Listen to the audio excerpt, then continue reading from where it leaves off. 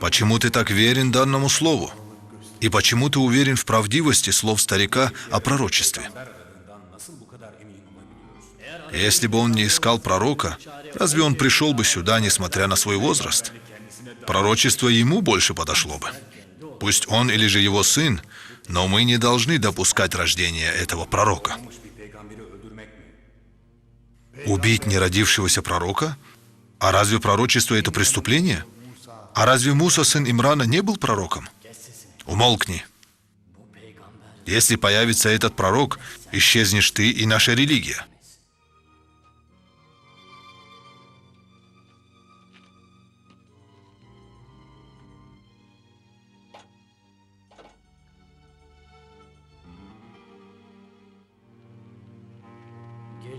Давайте лучше поклянемся, что мы вместе убьем его, и я клянусь в этом первый.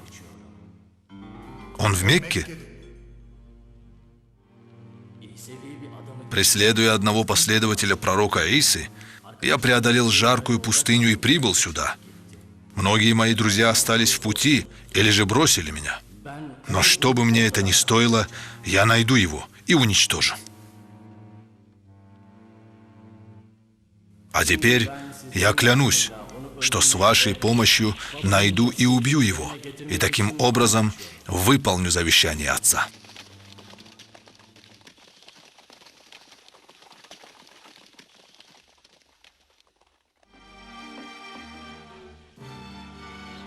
Верблюды привязаны.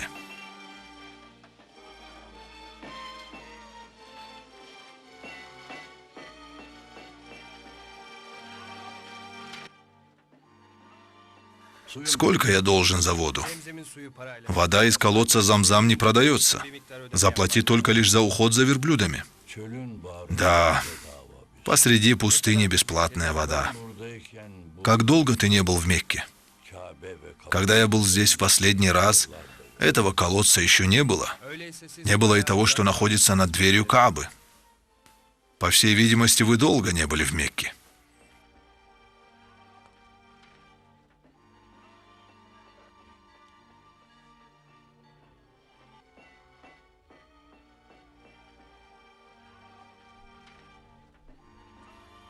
А кто этот юноша? Ты голоден? Возьми это и купи себе что-нибудь поесть. Он луна Мекки, и самый дорогой сын Мекки, и самый прекрасный человек. А есть ли у него сын? Нет. Как его зовут? Его зовут Абдулла. Пока еще не нашлась женщина, достойная его. Он очень уважаемый человек в Мекке.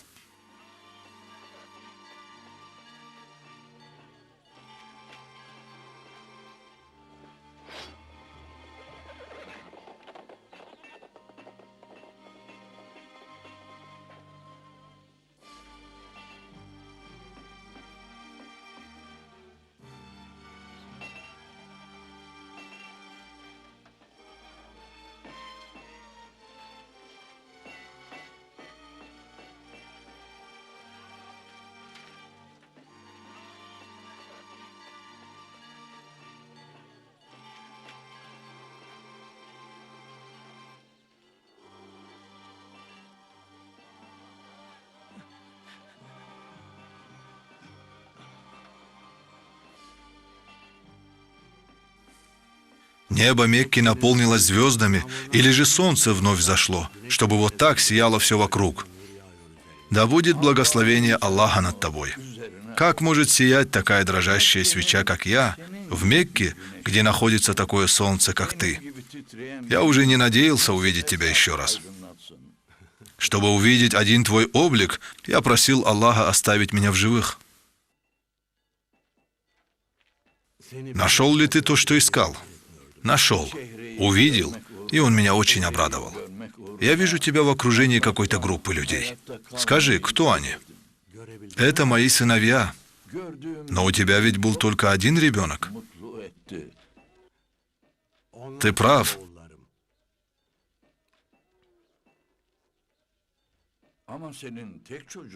Да одарит тебя Аллах долгой жизнью. Всевышний дал мне еще 10 сыновей. Это Харис, которого ты знал еще с детства. Это Абу Талиб. Это Зубайр. А если ты придешь к нам домой, то увидишь еще 7, которые с любовью поцелуют твою руку. Это для меня огромная честь.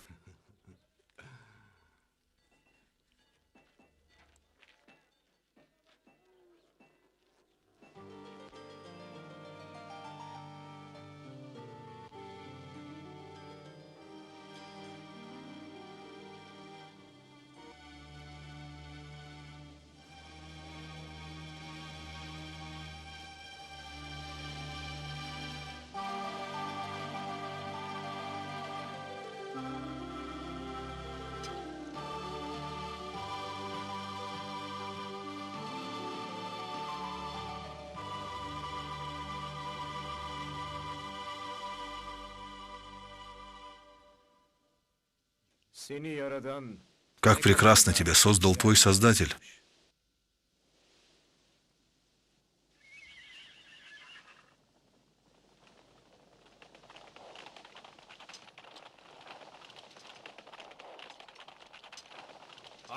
Отгоните его лошадь.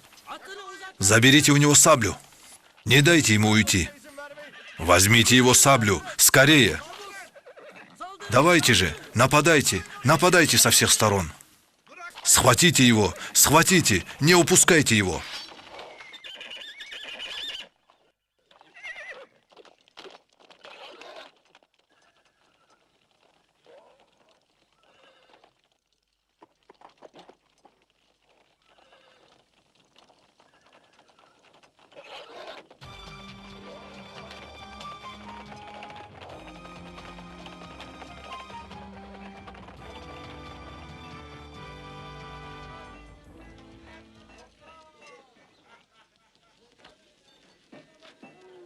Хашимиты! О, хашимиты! Где же вы, хашимиты? Помогите! Они убьют луну Мекки. Они убьют самого дорогого человека в Мекке. Абдулла! Я убью его. Он не должен жить. От него не должен родиться сын. Мы сделали все, что смогли. Клянусь святым писанием, если бы он захотел, то убил бы нас всех. Он ведь хашимит, обладающий сердцем льва. Все мекканцы сегодня будут в трауре по нему. Эй, Абдулла!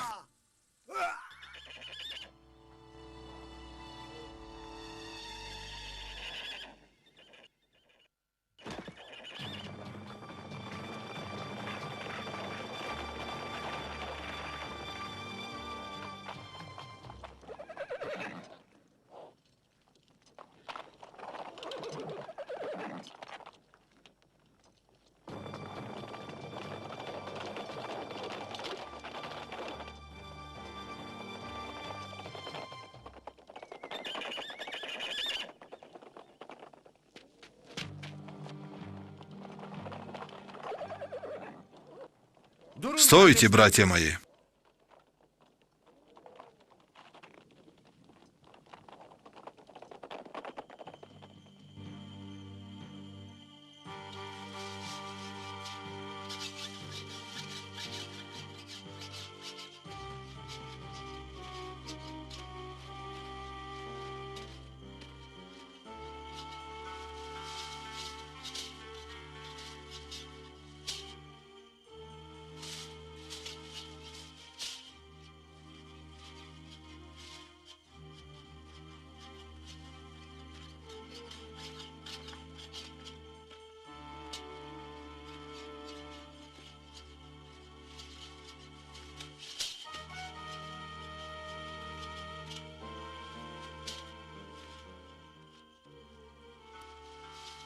Ничего не смогла услышать, о чем они говорят.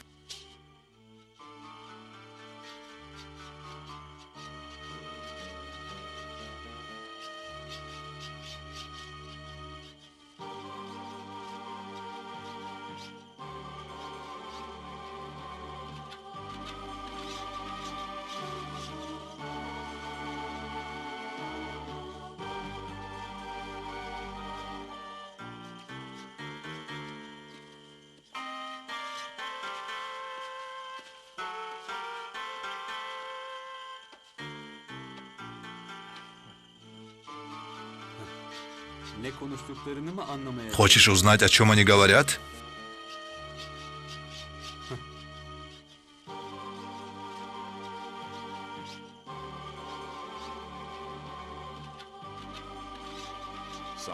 Если пригласили только Абдуллу, значит, они заинтересованы только в нем. Что бы там ни было, сегодня день Абдуллы.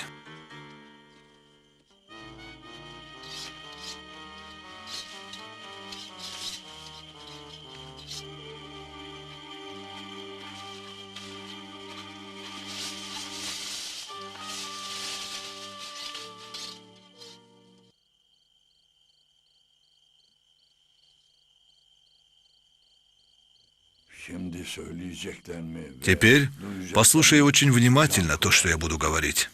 Послушай, для того, чтобы понять то, что говорит твой сын. Аллах знает, что я люблю его больше, чем себя. И для него среди моих сыновей особое место. Но то, что он рассказывает, очень странно. И мне очень трудно в это поверить. Мне все рассказать? Да. У меня есть тайна, которая очень меня волнует.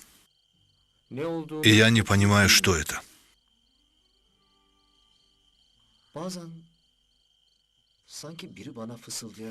Иногда кажется, что кто-то мне что-то шепчет. Но когда я задумываюсь, то понимаю, что этот голос звучит внутри меня.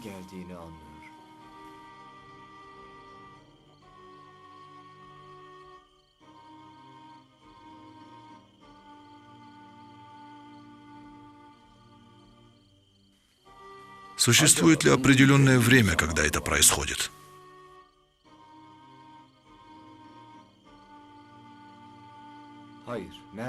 Нет.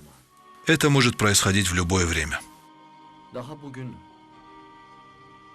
Даже сегодня, когда я сражался с напавшими на меня, я слышал голос, подсказывающий мне, как защищаться, с какой стороны я получу удар саблей.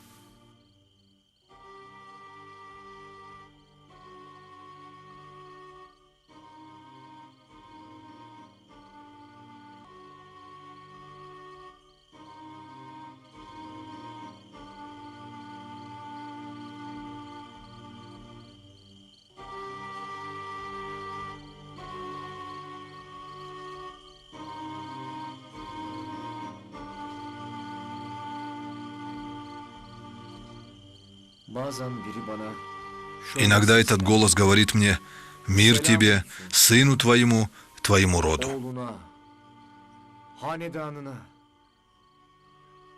И тому, кто появится из твоего рода.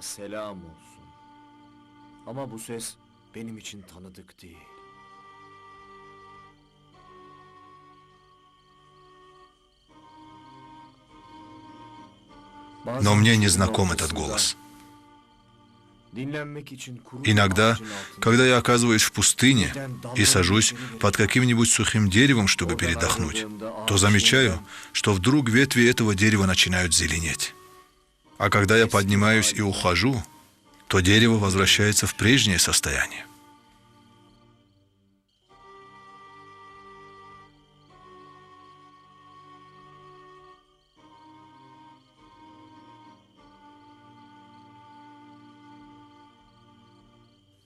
Хвала Господу Масихе Исы, который продлил мою жизнь, чтобы я смог увидеть тебя.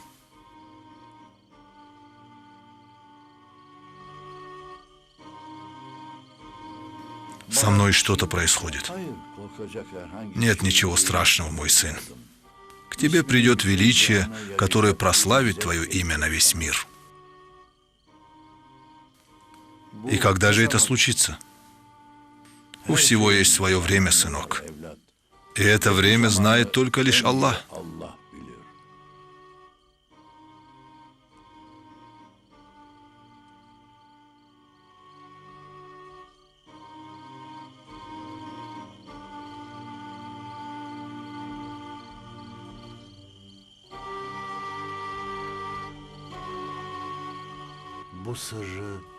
А эту тайну никому не рассказывай, потому что я боюсь вреда завистников. Вы позволите мне увидеться с матерью?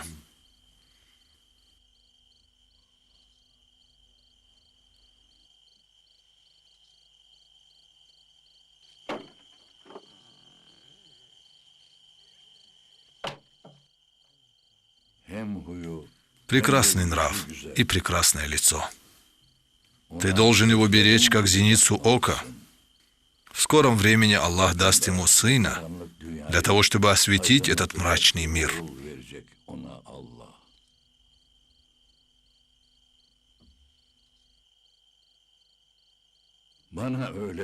Я думаю, что причина сегодняшнего нападения на него только в этом.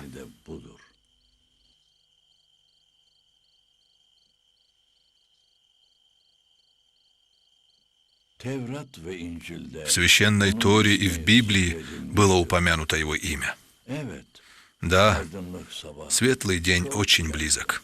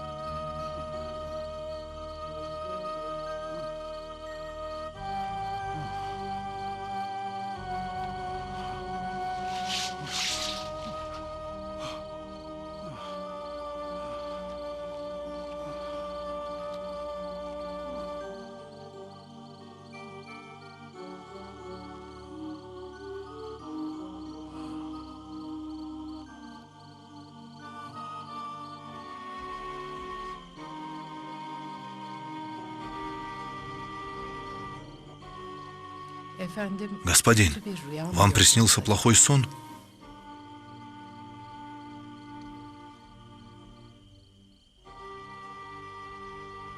Я должен выполнить обещание, которое дал. Ранее этот голос уже трижды повторялся.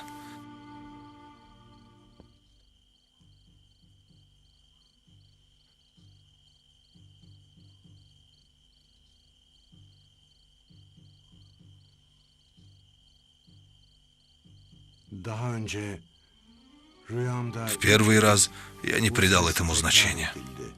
Во второй раз я подумал, что мне это мерещится.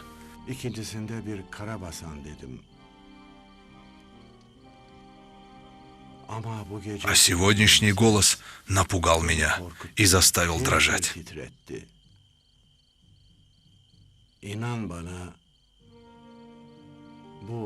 Поверь мне, Фатима, это не был плохой сон.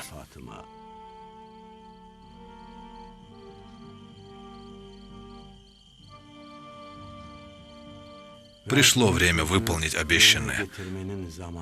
Пришло время выполнить данное мной обещание. Рано или поздно я должен его выполнить. Это слово сожжет нашу душу, Абдуль-Муталиб.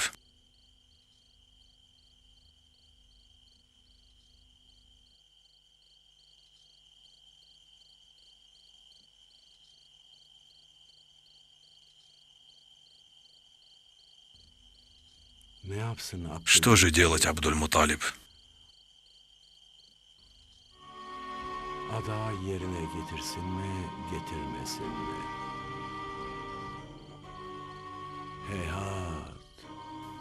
Выполнить свое обещание или нет?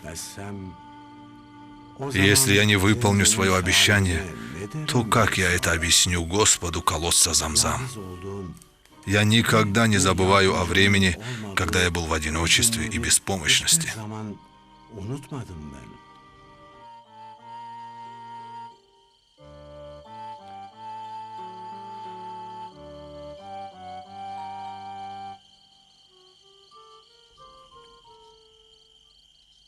Да чтоб ваши матери пребывали в трауре.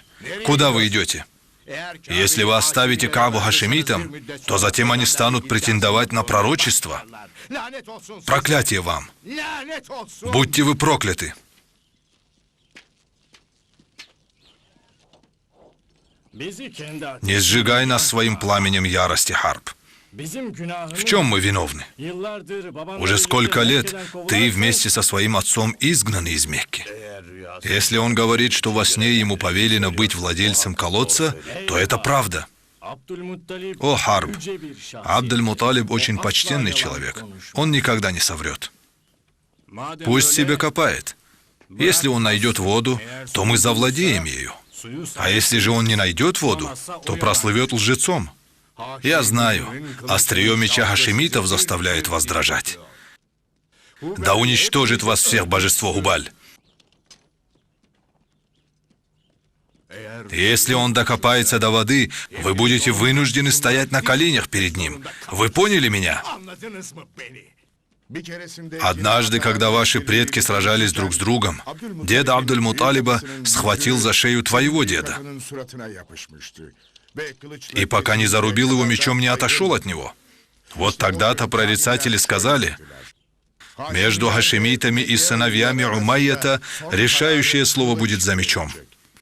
Мы не присоединимся к твоему призыву. Куда вы уходите?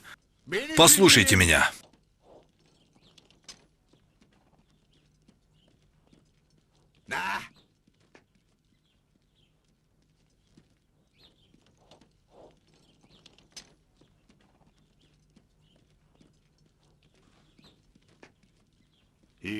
Твоя хитрость ни к чему не годится, Харб. Я думал, что смогу спровоцировать лидера в Мекке. Ведь у него только один сын. Только один. И у него нет сил противостоять курайшитам. Меня очень удивляет проявление страха этих людей.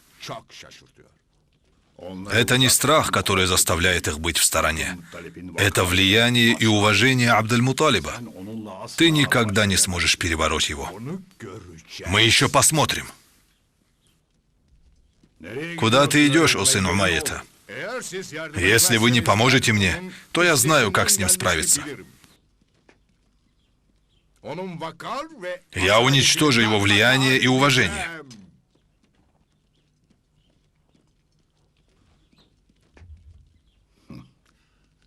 И все же, что способно сделать с человеком эта зависть?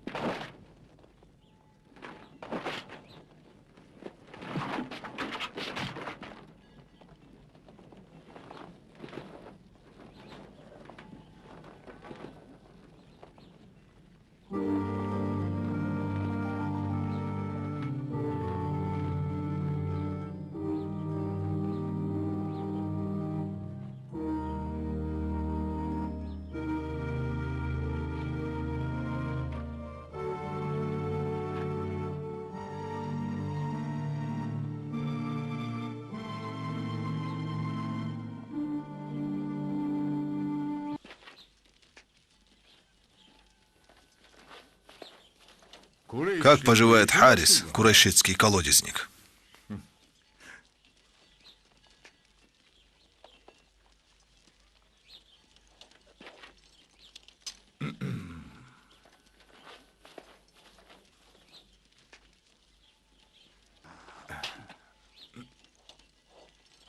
Ты хватай за руку того, кто тебе ровня.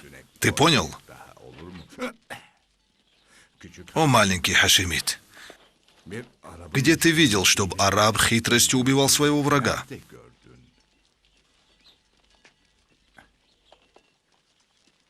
Он достоин лучшей смерти, чем это. Остынет ли когда-нибудь гнев сыновей Умайята? Нет. Между нами всегда будет кровь, вражда и меч.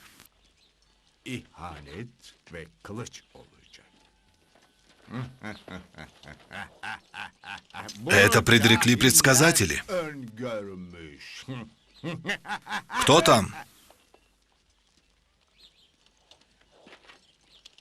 О, Харис, скажи ему, пусть выходит, и он увидит конец своей славы и почтения.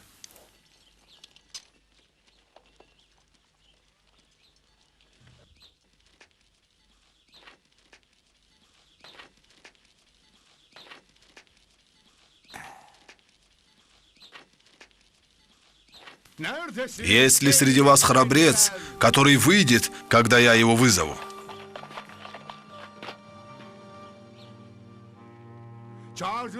Где вы, о воины, уставшие от крови, сражений и мечей?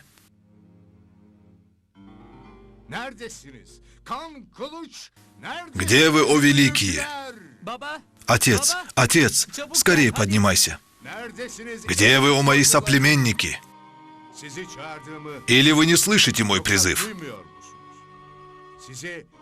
Я призываю вас возродить былую славу мекканцев.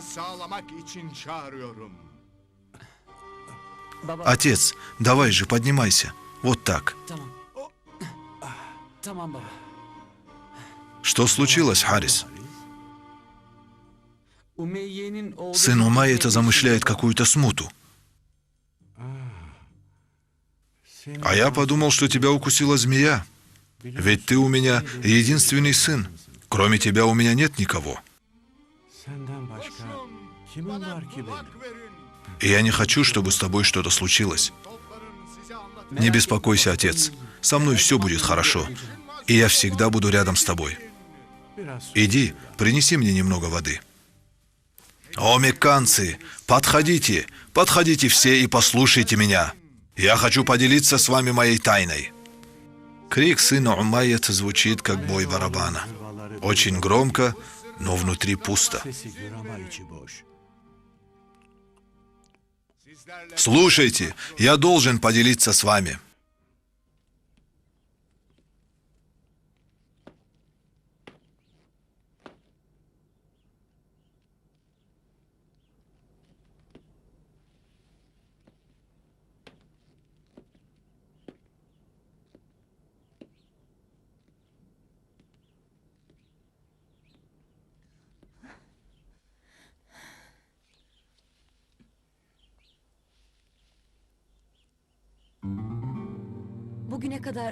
До сегодняшнего дня я не видела, чтобы Абдаль-Муталиб собирал всех своих сыновей.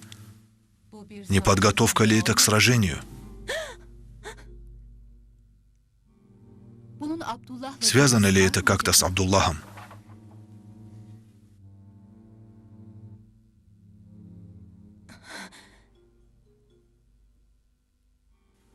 Что случилось? Я иду купить тапочки.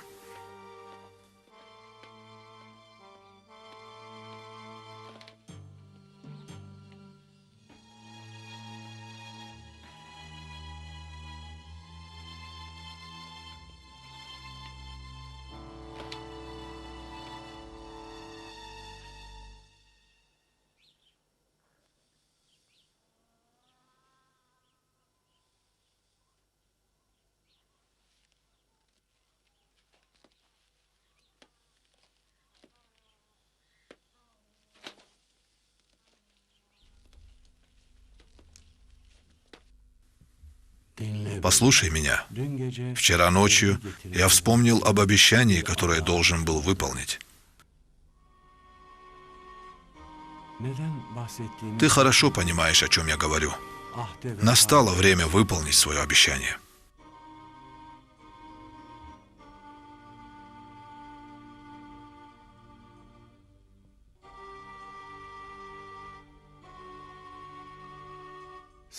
Ты будь свидетелем, Фатима, и ты достаточно для свидетельства. Я выполню свое обещание. Ben verdiğim sözü yerine getireceğim.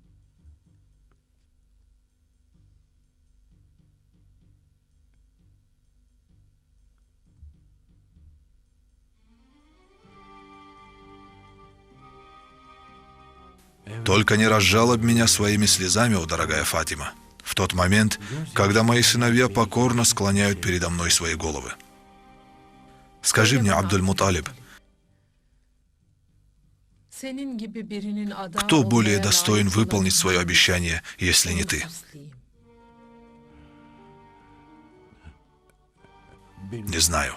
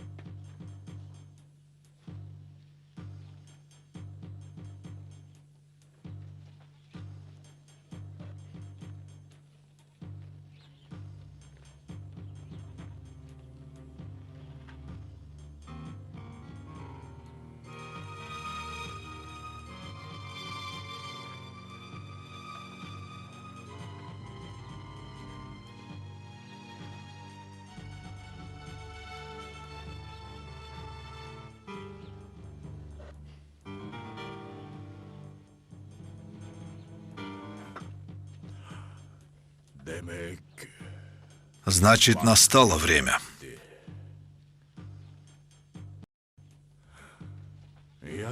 Завтра утром время выполнить свое обещание, Абдуль-Муталиб.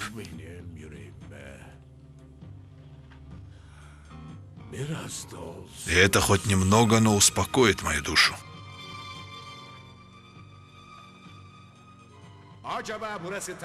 Разве Мекка не место для наших божеств?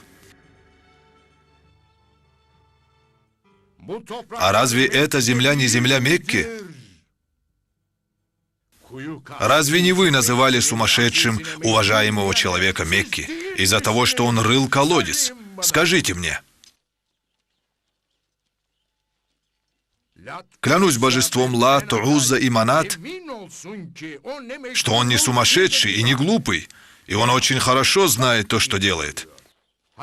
Все почетные обязанности по приему паломников выполняют хашимиты. И это огромная честь для них. Но хашимиты хотят взять под контроль и колодец Замзам, который дорог нам и нашим предкам. А разве пророк Исмаил, который был избран для жертвоприношения, не был курайшитом? Клянусь, что он был курайшитом. Этот колодец принадлежит курайшитам, и вода, которая в нем, тоже принадлежит курайшитам. И давайте никогда не будем забывать, что этот колодец принадлежит курайшитам и будет всегда им принадлежать. Так уж повелось. Этот человек даже шайтана заставит одеть обувь наоборот. С чего это вдруг Харб, сын Умайята, начал защищать курайшитов? Кто произнес эти слова? Раб, который носит лохмотья? Или же знатный человек, который стремится заполучить имущество курайшитов? Хашимиты верят в одного Аллаха. И разве есть кто-нибудь, кто не получил долю от нашей щедрости? Разве есть человек, который не знает о нашей щедрости и благонравии? Скажите мне. Я только хочу сказать, что вода из этого колодца принадлежит курайшитам. Да отсохнут руки, которые отделяют курайшитов от этого колодца. Да отсохнут у того руки. А разве ты не один копаешь колодец? Клянусь, что у меня нет больше помощника, кроме моего единственного сына. А если ты имеешь в виду других людей, то знай, что это честь, которой меня удостоили. Кто тебя удостоил? Владыка этого дома. Врешь. Этим ты хочешь завладеть прибылью, получаемой от воды. Кааба, Замзам и долина Мина — это достоинство Мекки. Все мои старания направлены на благо народа. И как же я могу продавать воду, которую пророк Исмаил, мир ему, раздавал бесплатно? И как это можно продавать воду, подобно имуществу? Ты врешь. Я хорошо знаю, что с тобой разговаривать бесполезно. Ты так легко не избавишься от меня. Я не хочу иметь дело с таким подлым человеком, как ты. Я тоже согласен с Харбом. Поделись долей со знатными людьми, Абдель-Муталиб. Такому старому человеку, как ты, не подобает быть алчным. Это унижение для тебя, а для твоих детей это стыд, да и только. Или ты отдашь долю, или хватайся за меч.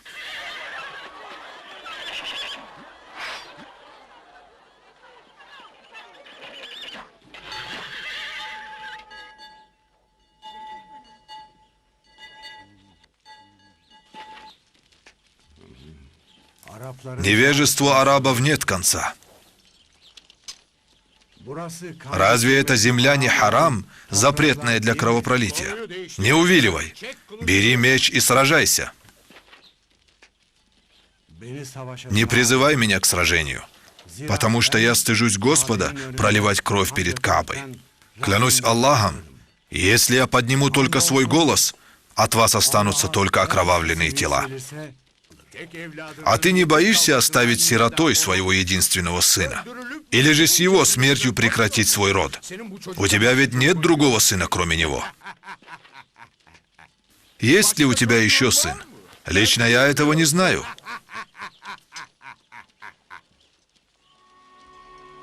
Где хашимиты? Где верующие в одного Аллаха? Разве нет никого, кто бы мне помог?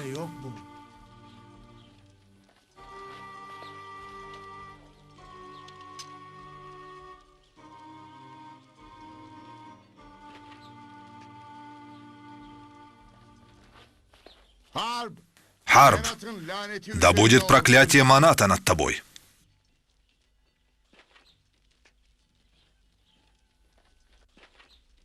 Разве ты не нашел иного решения, кроме как сражаться с почтеннейшим человеком из курайшитов?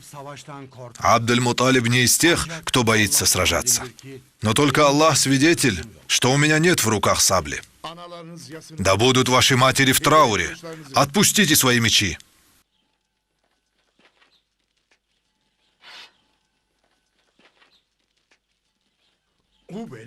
Клянусь Хубалом, что нет другого выхода, кроме сражения.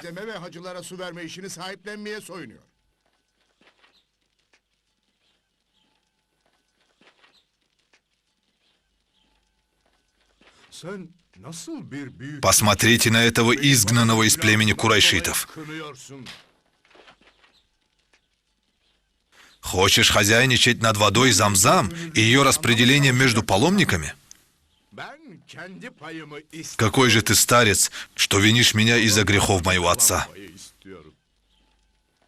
Свободные люди невиновны в грехах своих отцов. Харб, ты хочешь сразиться с этим человеком, обладающим великой душой? Я только прошу свою долю, которая досталась мне от отца. Если бы у твоего отца была бы какая-то доля, то его бы не изгнали из Мекки. А если знатные курайшиты позволят, я отдам тебе кое-что, чтобы ты успокоился. У меня есть одно предложение, если вы все согласны. Мы уважаем ваше мнение из-за вашей седины. Завтра утром, с первыми лучами солнца, по одному человеку из каждого рода отправятся вместе с Абдель-Муталибом в Шам. И все будут согласны с решением, которое там будет вынесено. И это решение также будет согласовано.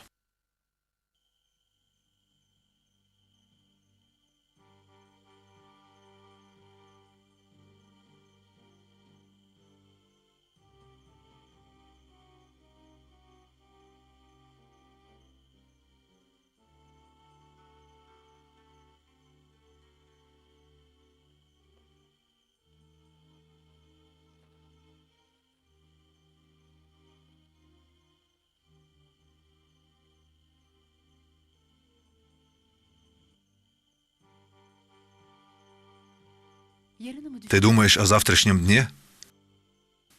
Если бы эти люди не были так невежественны, и если бы я не был единственным сыном отца, то отец никогда не пошел бы на такой договор. Интересно, что будет завтра? Если выберут тебя, то что будет со мной? А если меня не выберут, то что будет со мной?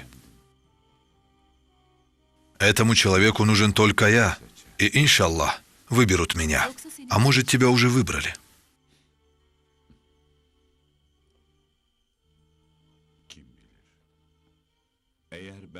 Кто знает? Если меня выбрали, это счастье для меня.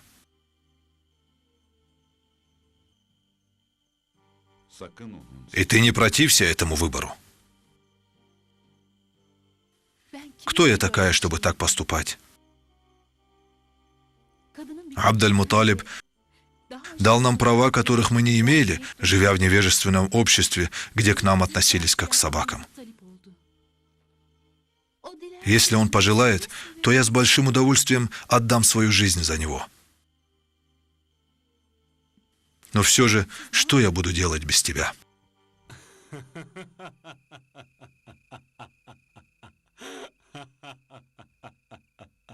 Завтра день жертвоприношения. Это нас принесут в жертву. Тебе какое дело? Я не позволю. Не позволю. Что ты говоришь? Ты не должна перечить отцу и ставить его в трудное положение. Это будет несправедливо. Да отсохнет мой язык. Я не смогу оставить его в трудном положении. Но все же, что я буду делать без тебя? Такому, как я, за честь быть убитым мечом ради него. И более того.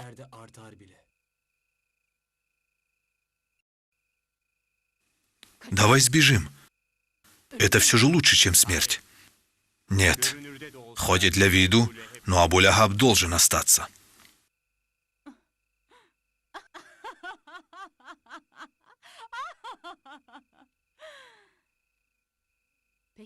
Ну хорошо.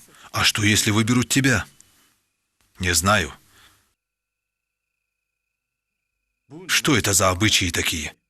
Дочерей бросают, сыновей убивают. И это происходит среди арабов. Лучше беги этой ночью, сейчас же. А как же потом очистить нашу семью от такого пятна? Я не хочу умирать. Но такой позор хуже смерти.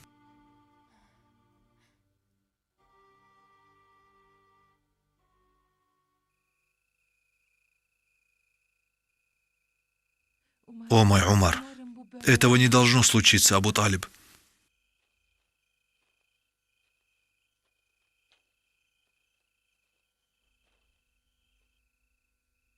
Я боюсь, что отец выберет не меня, а другого.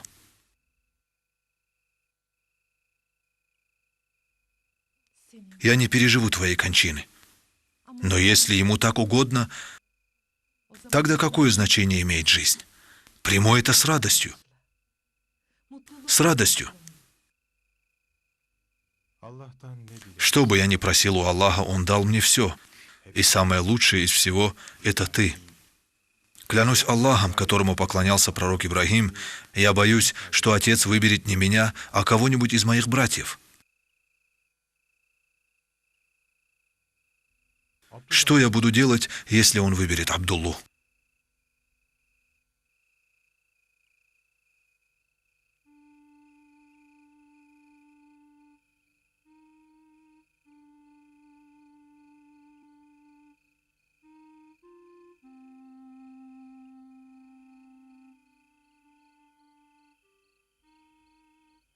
Ты думаешь о завтрашнем дне, Абдулла?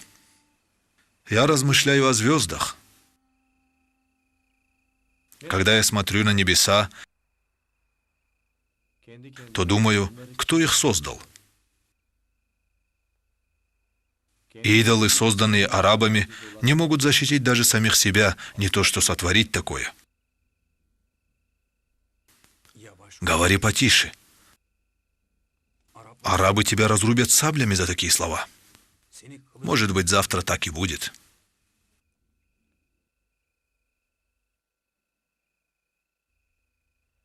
Как прекрасно быть ханифом и верить в одного Аллаха. Кого, интересно, выберут завтра? А что, арабы не знают идолов, созданных собственными руками? О чем говорю я и о чем говоришь ты? Завтра день смерти.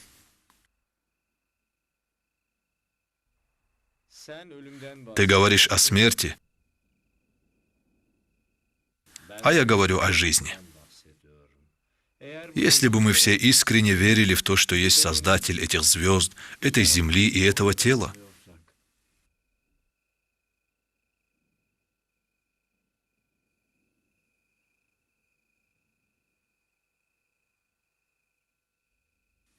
куда ты идешь?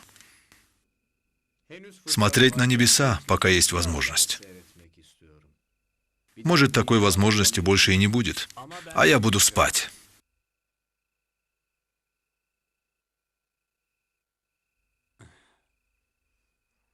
Если речь идет о смерти, то ничто не сможет собрать внимание человека так, как сон.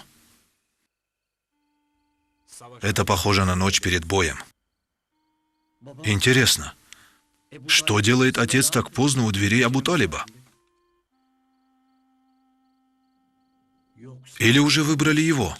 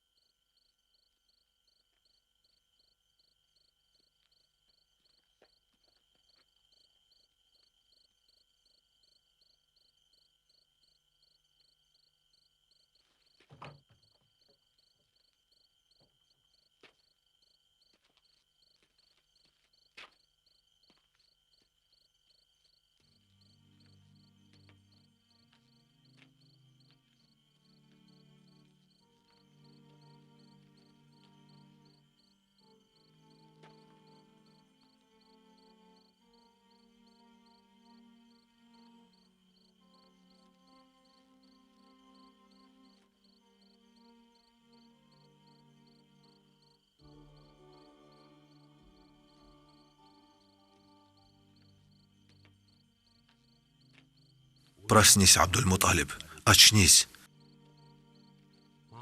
Раз ты уже выбрал свою жертву, то очнись.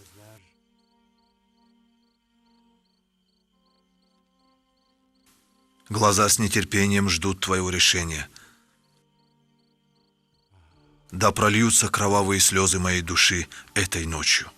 Кровавые слезы.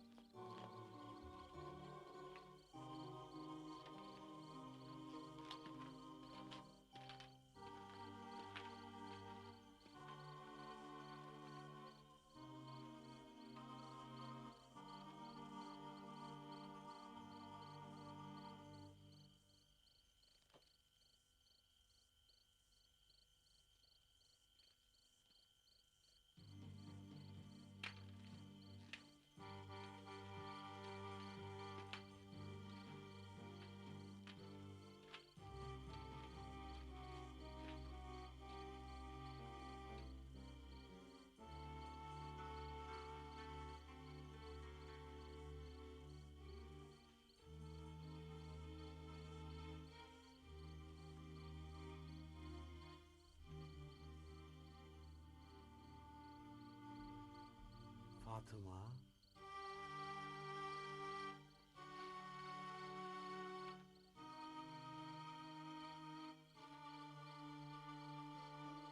Фатима, Mekke'nin hanımı, что ищет госпожа Мекки в Каабе среди ночи? Я стала тенью для уважаемого человека Мекки. Из-за того, что он полностью посвятил себя помощи сиротам и обеспечению нужд паломников, он не замечает эту тень. senin Чтобы я не видел твои слезы, ты укрываешься в Каабе? Kabe'ye mi sığındın? Я не пришла сюда, чтобы просить то, чего нет в твоей душе. Клянусь Каабой, когда я увидела твое отчаяние перед невежеством арабов, я тоже очень отчаялась. За правду. Они осуждали меня только из-за того, что я говорил правду. Сыновья Умайята хотят взять верховенство над Меккой. Лидеры курайшитов, может, и на моей стороне, но на самом деле они хотят искоренить верующих в единого Бога.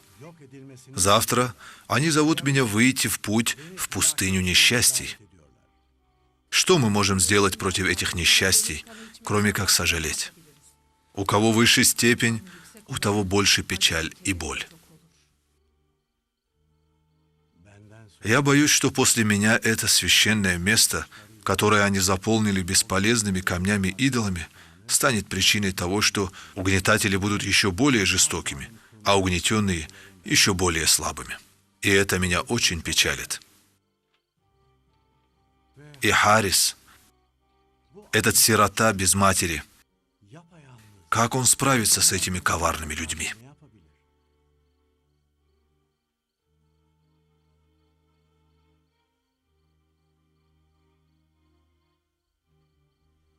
О, если бы Абдуль-Муталиб женился на других женщинах, и таким образом родились бы на свет братья Харису, чтобы помочь ему. И как же у меня будет ребенок, когда мне уже более 50 лет? И поверь мне, что ты тоже далеко уже не молода. Это невозможно.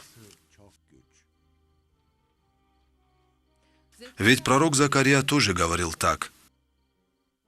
Но ему было сказано: «Мы тебя обрадуем рождением Яхьи. Что угодно Богу, то сбывается».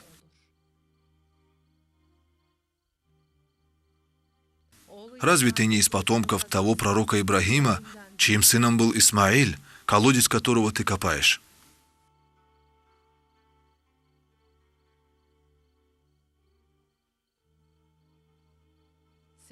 Да лишусь я своего языка, если я обидела тебя словом. Будь свидетелем, Фатима. Для меня достаточно твоего свидетельства, Фатима, в заключении договора с Господом Каабы. Я даю обещание,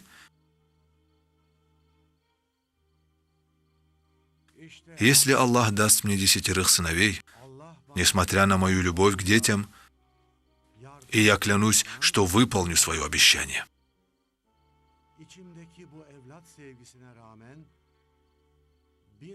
Я обещаю здесь, что принесу в жертву одного из них, когда придет время.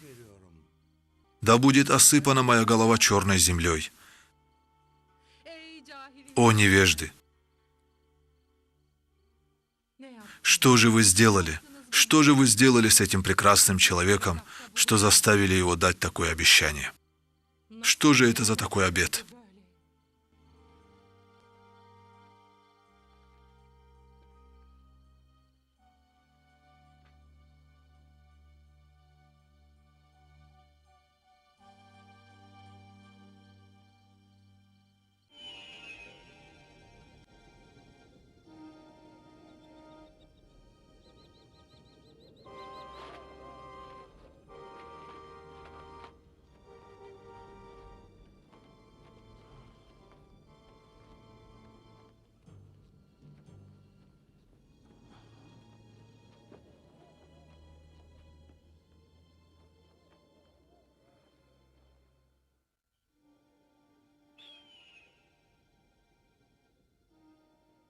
Что за нескончаемая сила и энергия в этом человеке?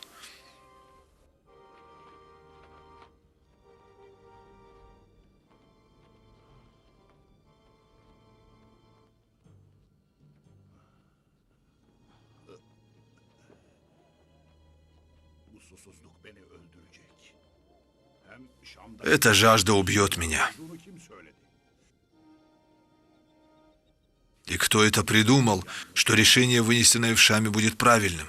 Кто повел нас по этому ошибочному пути?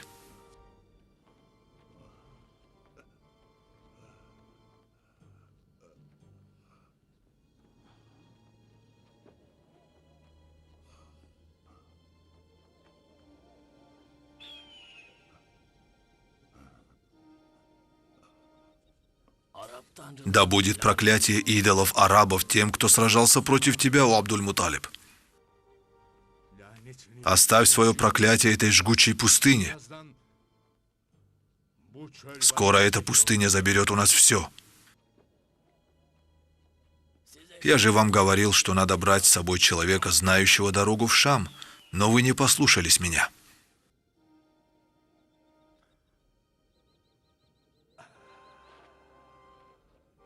У нас не осталось воды даже для питья. Клянусь божеством Губаль, эту дорогу я проходил более 100 раз, но ни разу не оказывался в таком положении. Жажда уничтожит меня. Воды, воды. Я отдал бы все, что у меня есть, ради одного глотка воды. Отдал бы все.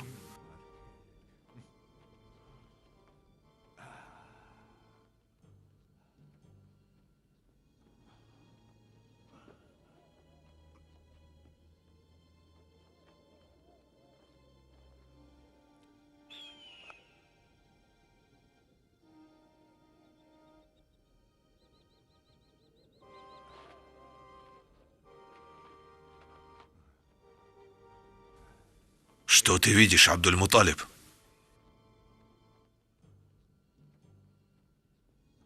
Вижу бесконечную безводную пустыню.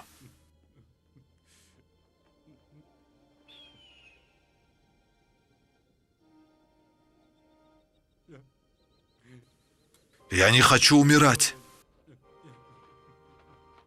А кто хочет умирать?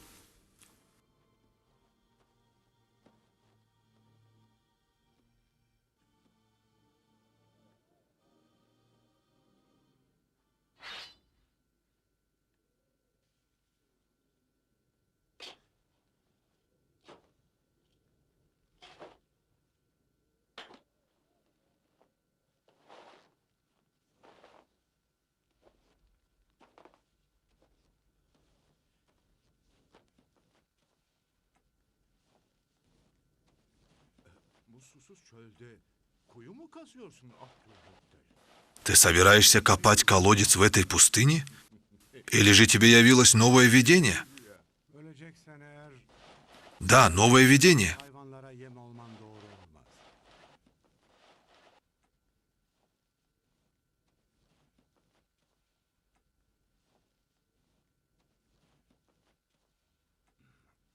Если ты умрешь, будет неправильным стать пищей для диких зверей.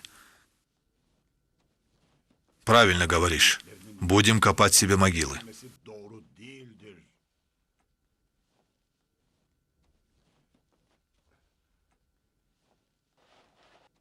Не подобает, чтобы почтенных людей из арабов съедали дикие звери. Нечего ждать. Давайте копайте могилы.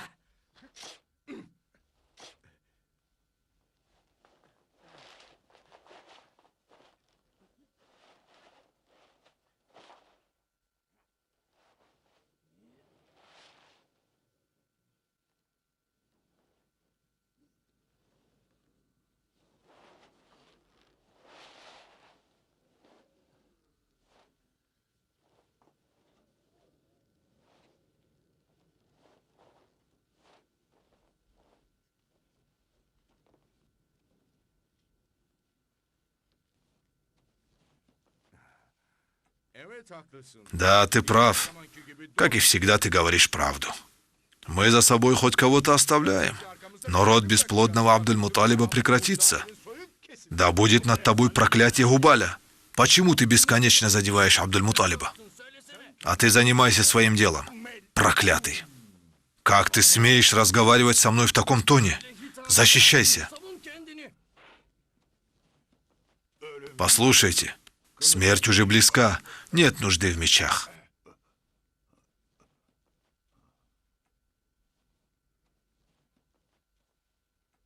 О Всевышний Господь, Ты создатель всего этого мира. Ты видишь этих людей. Они pогружены в невежество и гордятся этим. Ve bu cahillikleriyle gurur duyuyorlar. O kadar cahiller ki mezarlarının başında Они настолько невежественны, что сидят у своих могил и ничего не делают для того, чтобы спастись. yanlış olan Они верят в то, что сказано по ошибке, ancak bana verdiğin görev konusunda benimle kavga ediyor. но в то же время спорят со мной в отношении того, что Ты возложил на меня.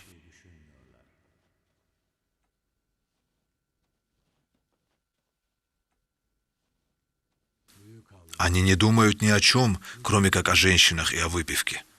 Bana bir О Всевышний Господь, пошли мне еще почтение, чтобы они признали меня.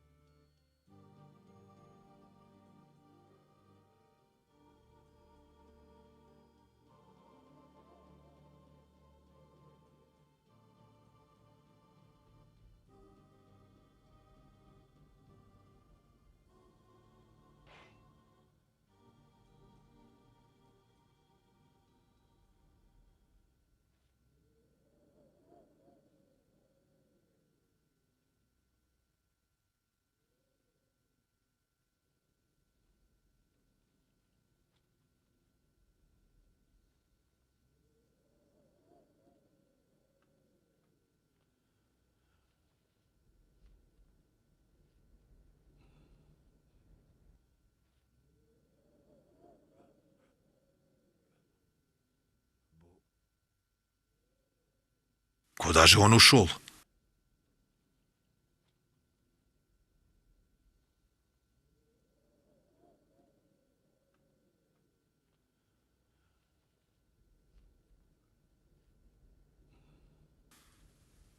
Вода! Идите сюда! Идите же! Здесь вода!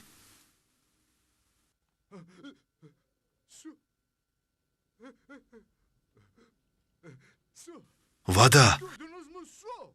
Вода! Вы слышали? Он сказал вода. Это голос Абдуль-Муталиба. Он нашел воду, а Абдуль-Муталиб нашел воду. В этой пустыне или он видит мираж, или же он сошел с ума. Это вы с ума сошли. Самый ненавидящий Абдуль-Муталиба среди вас — это я. Но даже я знаю, что когда Абдуль-Муталиб что-то говорит, то он говорит только правду.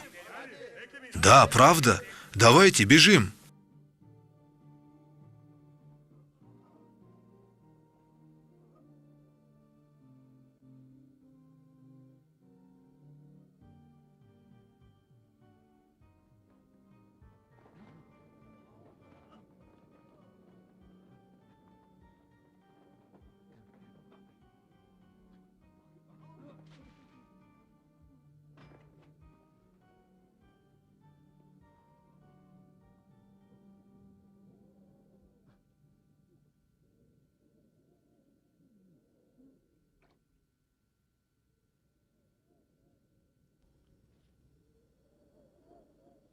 Fazla içmeyin. Yolculuğa Не пейте много, иначе вы не сможете продолжить путь. Куда это? Şam'a. В Шам. Да, конечно, он говорит правду. Ты видишь это чудотворение и делаешь вид, будто не замечаешь его? Ведь это так? Это вода одно, а Замзам совсем другое. И не говорите, что появление этой воды чудотворное. Клянусь, что я более 100 раз отправлялся в Шам этим путем, но этого родника я здесь никогда не видел. И тот, кто в этой страшной пустыне одарил его водой, даст ему и Замзам. И я не буду ему больше противоречить.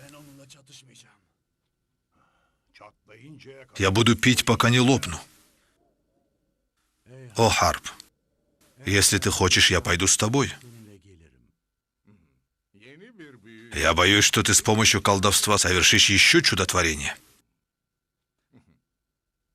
Но знай, не будет конца той ненависти, которую я испытываю по отношению к тебе и к твоим детям.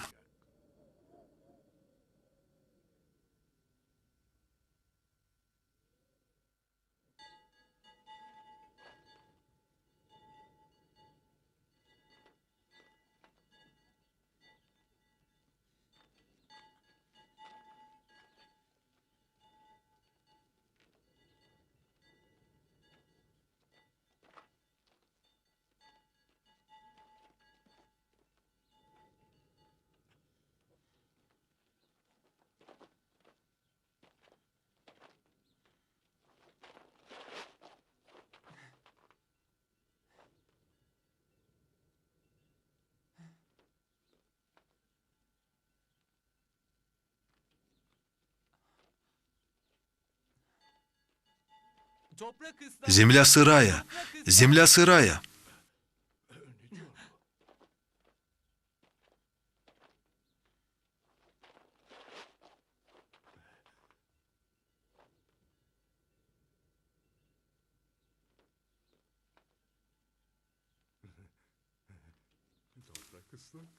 Да, действительно земля сырая. Харис, тяни. И так быстро наполнилась. Она легковатая что-то.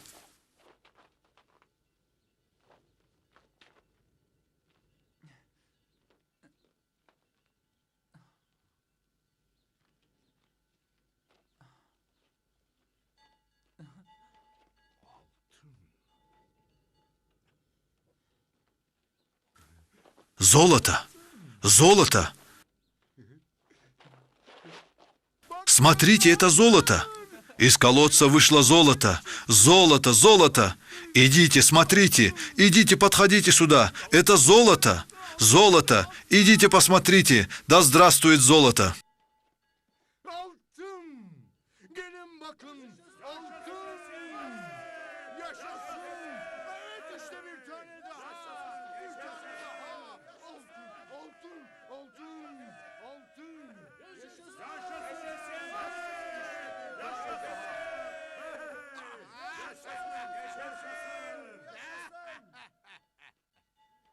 Золото! Золото!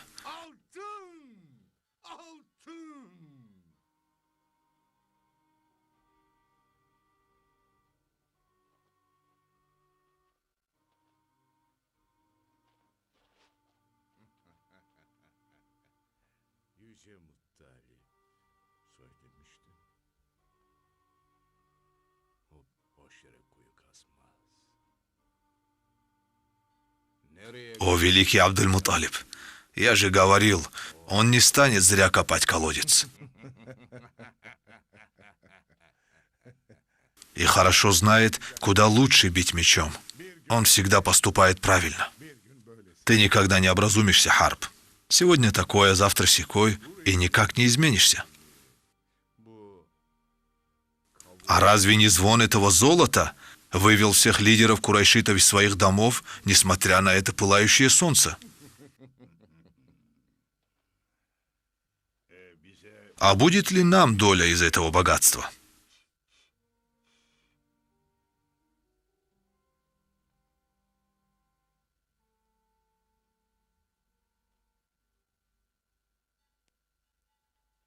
Отец, ты нашел огромный клад. Haklısın. Ты прав. Ты прав, что клад огромный. Для меня самый большой клад — это вода. Hazineyi Взяв клад себе и просто уйти будет совсем неправильно. Benim hazinem budur. Вот он, мой клад. o mu? Это что ли? Да это просто мутная вода. А я имею в виду золотых антилоп. Соберите всех старейшин курайшитов,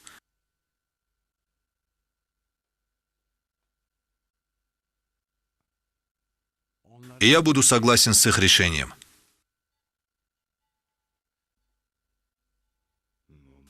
С их решением?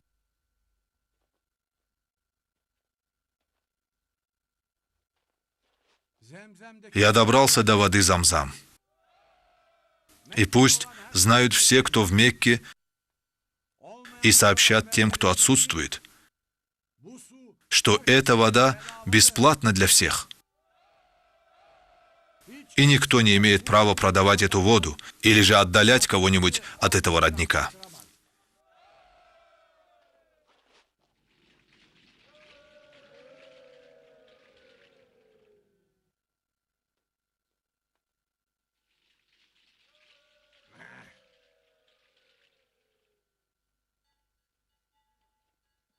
Kureyş Между курайшитами и Каабой все решит жребий. girmeli.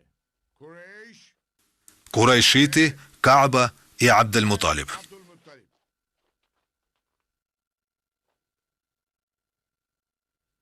Будем тянуть жребий, ведь арабы никогда не сомневались в жребии. И все должны проявлять уважение к решению богов. saygı göstermeli. Первый жребий будем тянуть за золотых антилоп.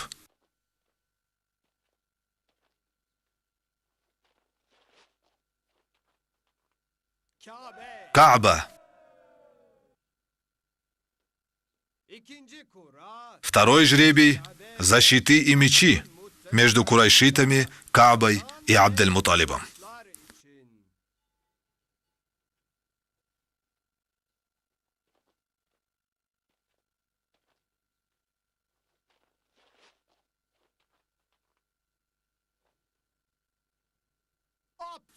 Abdülmuttalip. Абд-аль-Муталиб.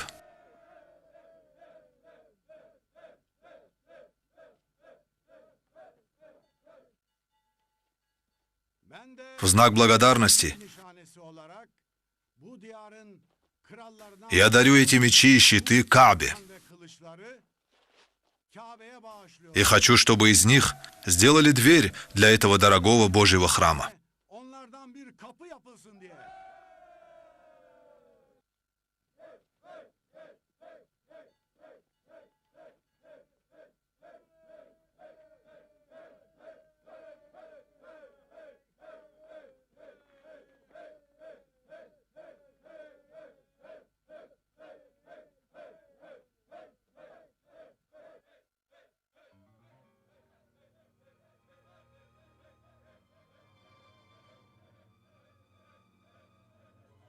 Yine sen Опять ты выиграл. fakat bir gün mutlak Но обязательно придет день мести. gelecek.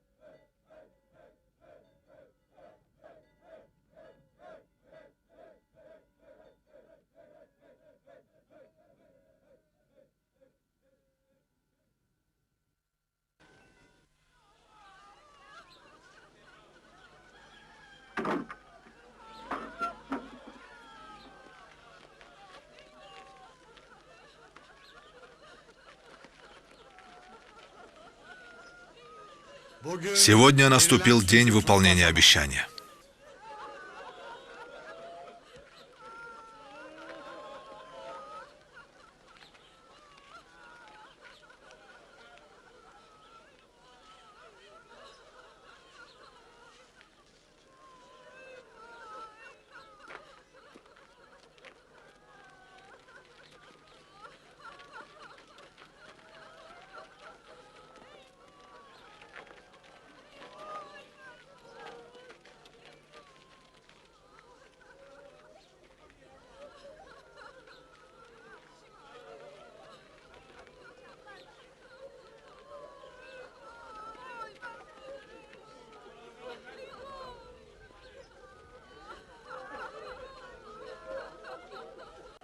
Почему вы плачете?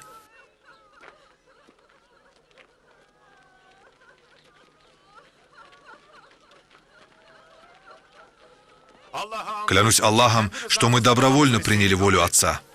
Не подобает женщинам хашимитов унижать имя своих мужчин. Оставьте свои крики в день праздника жертвоприношения. Он как пророк Ибрагим, ведущий своего сына Исмаиля на место жертвоприношения.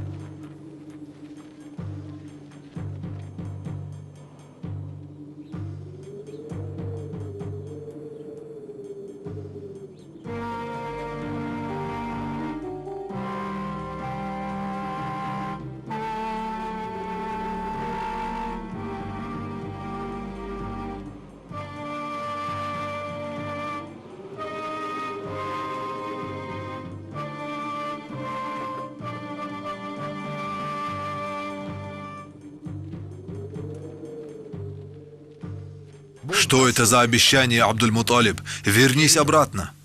Не смогу. Тяжела доля твоего сына. Давай же откажись от этого обета. Vazgeçemem. Я не могу отказаться.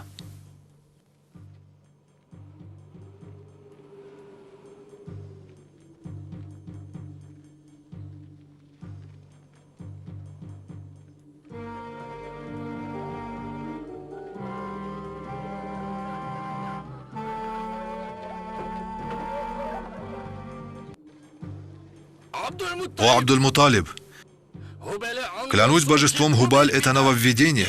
Нарушь свою клятву. Клятва не нарушается.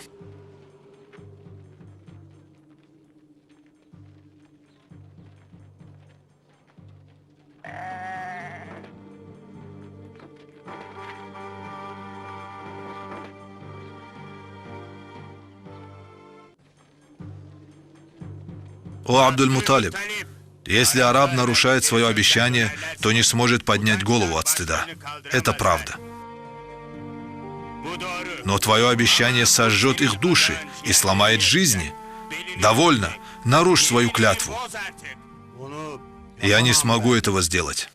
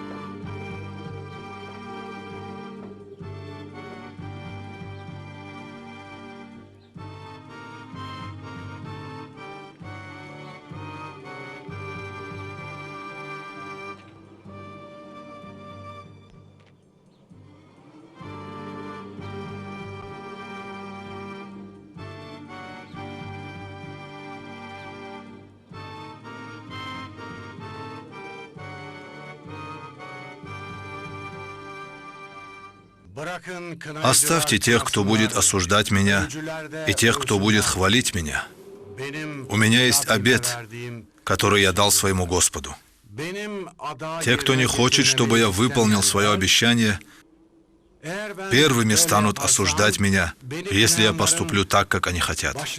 Оставьте меня, потому что я это делаю не по своей воле. Когда я давал это обещание, у меня был один сын. И не было никого, кто бы поддерживал меня, кроме Аллаха. Арабы меня осуждали. Курайшиты, издеваясь, называли меня бесплодным. И тогда на меня была возложена обязанность выкопать колодец Замзам. И это одиночество заставило меня полагаться на своего Господа и ни на кого другого. Я попросил у Него, чтобы Он одарил меня 10 сыновьями. Он выполнил мою просьбу, и Фатима — свидетель этого моего обета. Знайте, после этого никто не имеет права давать такой обет. И это закон, который я установил. Он очень тяжелый и невыносимый. Вот я и мои 10 храбрецов. Клянусь Каабой, что я люблю их больше своей жизни.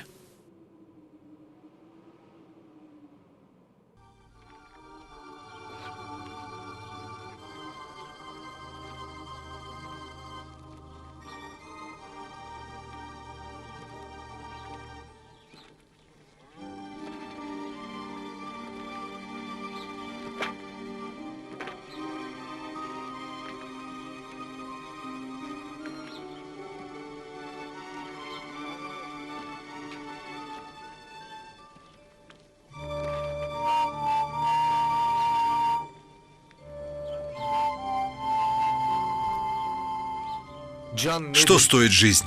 Я жертвую ею за тебя.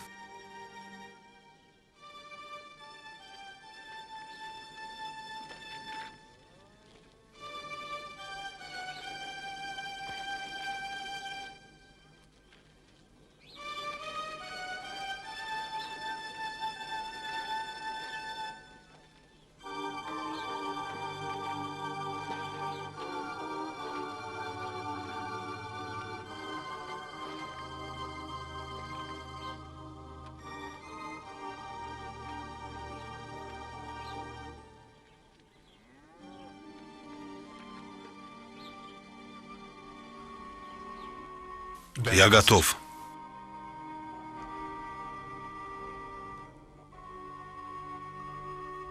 Но у него есть маленький ребенок. У тебя тоже есть еще не родившийся ребенок. Я уже прожил свое. Не завидуй мне, пожалуйста. Вставай, мой храбрец.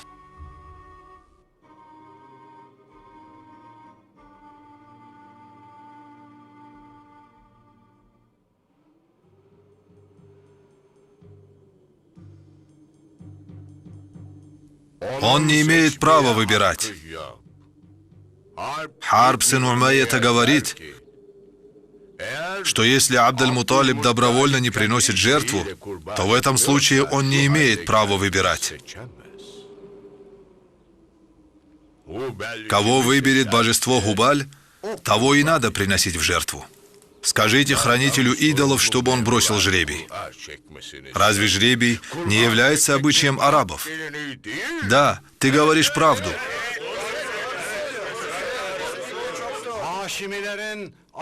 Хашимиты не имеют никакой связи с идолами. Разве пророк Ибрагим выбрал Исмаила по жребию? Скажите мне, но ведь ты не пророк Ибрагим. И твои дети не Исмаил. Будем тянуть жребий. Да, будем тянуть жребий.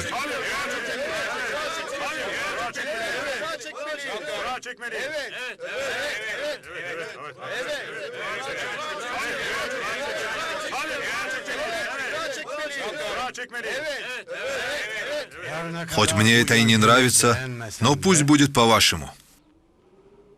Какого бы сына ни выбрали, я все равно буду стоять на своем. Тяните жребий между моими 10 храбрецами. Я согласен, какой бы из них ни вышел. Мы склоняем голову перед Твоим решением, Отец. Да ослепнут глаза, не увидевшие это. Мы сломаем высокомерие Твоих врагов. У Тебя 10 сыновей и 10 жертв. Мы готовы пожертвовать собой ради Тебя. Наши шеи тоньше, чем волосок. Где вы еще найдете такого отца? И где найдете таких братьев?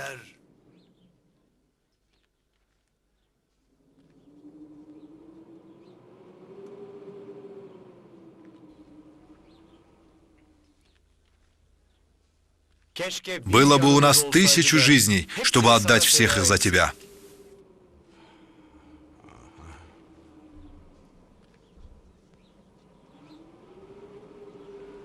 Если потянешь жеребий и убьешь, станешь убийцей собственного сына. Откуда сыновьям умеется знать, что такое давать и выполнять обет?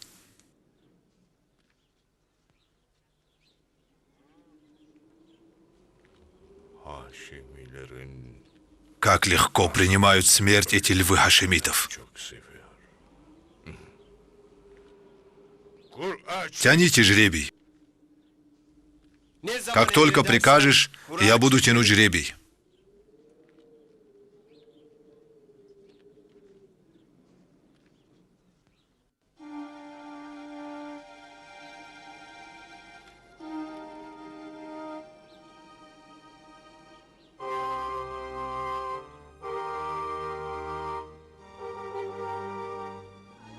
Абдулла.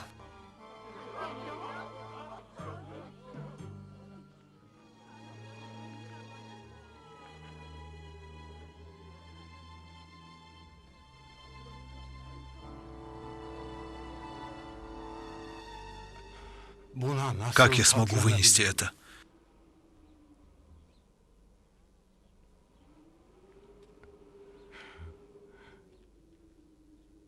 Ты просишь самого лучшего, самого лучшего.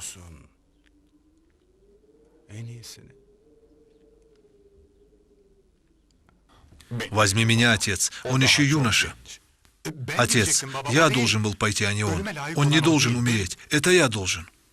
Возьми меня вместо него, прошу тебя. Он луна Мекки, и нет подобного ему.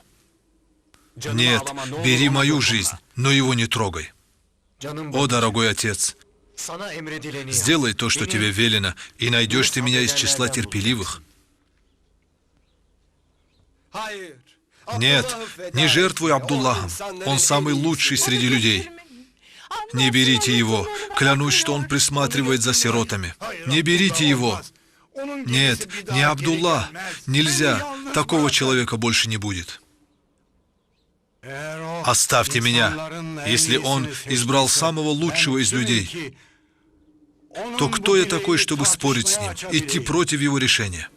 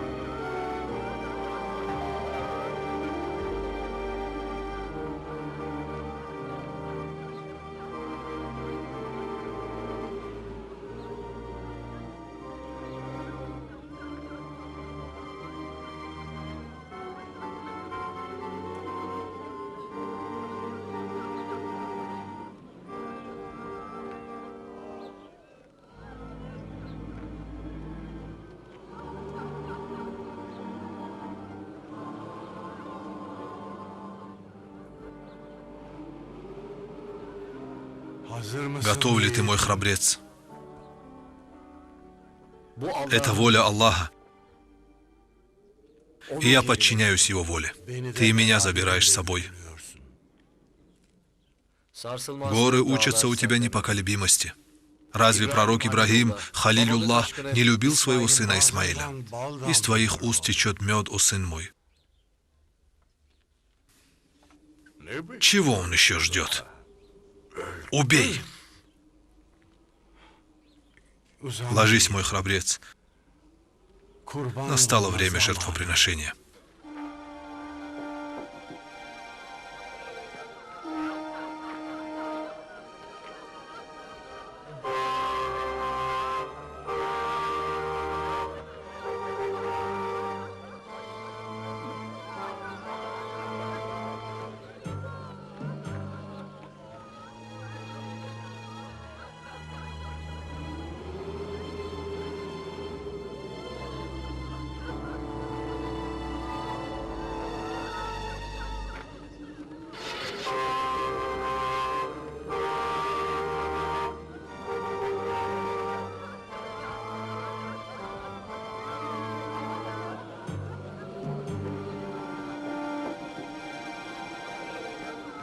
Остановитесь!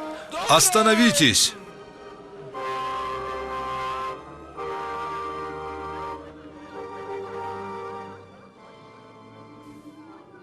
О, благороднейший человек Мекки! Прорицательница?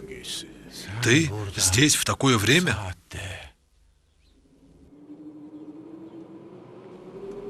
Не трожьте лучезарное солнце. Что она тут делает? Разве ты не видишь печальный взор ее матери? Клянусь Аллахом, что после него я тоже не смогу жить. Если твое видение заставляет тебя выполнять обещания, то меня предупредило движение созвездий.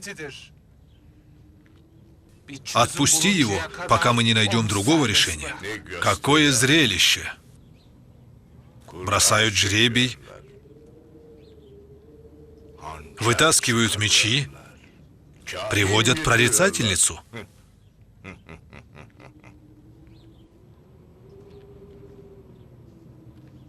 Что с тобой, Абдель-Муталиб?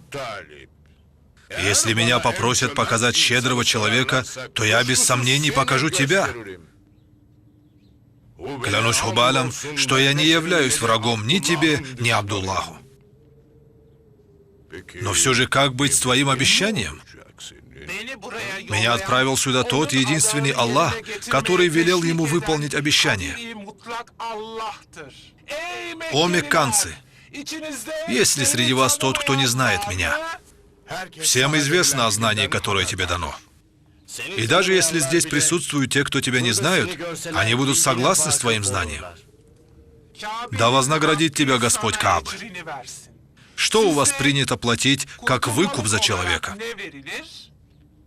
10 верблюдов. Знайте, то, что я сейчас произнесу, не принадлежит мне. Отдайте 10 верблюдов за свободу жертвы, и потом пусть бросают жребий между ними. А если вновь жребий падет на Абдуллаха, добавьте еще 10 верблюдов. Но будет ли доволен этим Господь? Если бы Он не был этим доволен, то не отправил бы меня сюда с таким больным телом. Мне было видение. То же самое, что и тебе.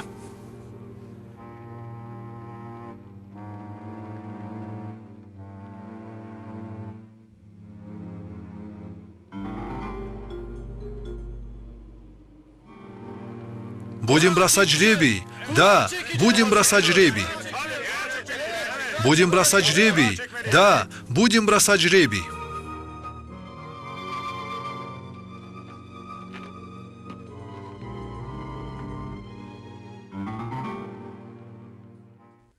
Давайте же, бросайте жребий. Первый жребий. Мы все будем согласны с тем, что выпадет, и не будем это отвергать.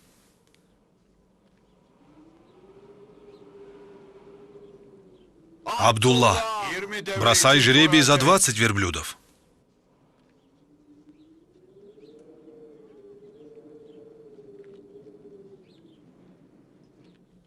Абдулла, я готов жертвовать ради него. Бросай жребий за 30 верблюдов. Хорошо, сделаю. Абдулла.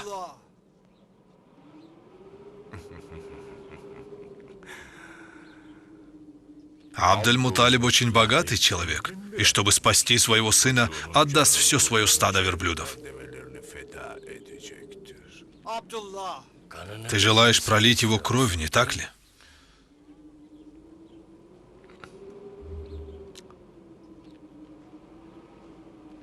Abdullah.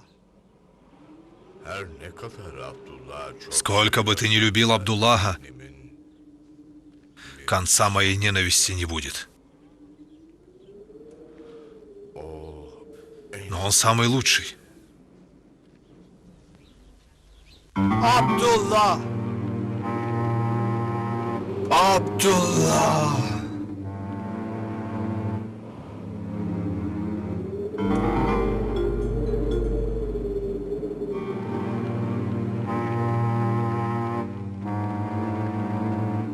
Abdullah.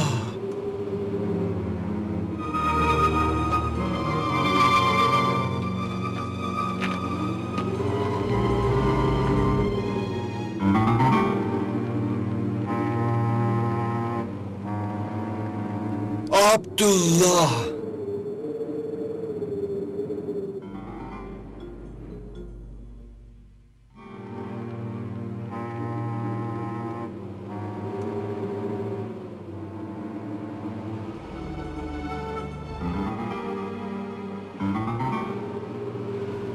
Abdullah.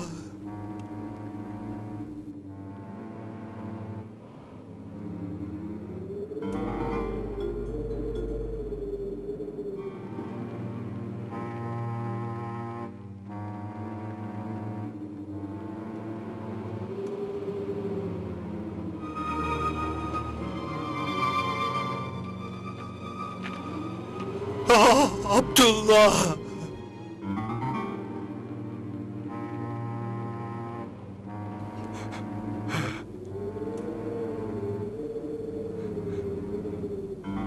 Abdullah.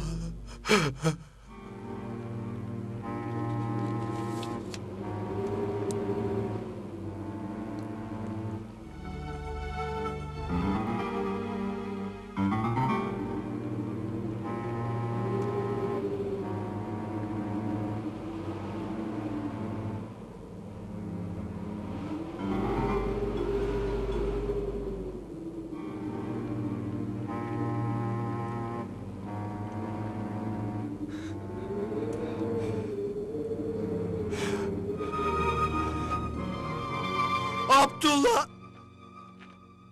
Develer. Верблюды! Верблюдов! Develer develere vurdu. Durun.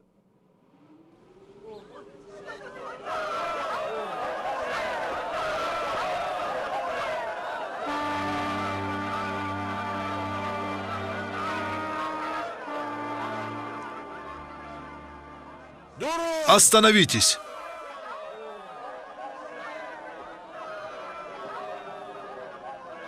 Durun. Стойте! Еще раз бросим жребий, чтобы быть уверенными, что это не случайность. Olmadığından emin olabilelim. Абдель-Муталиб, Rabbimin я razı должен olup удостовериться, olmadığını bilmem gerekiyor. доволен ли этим мой Господь или нет. Как ты пожелаешь.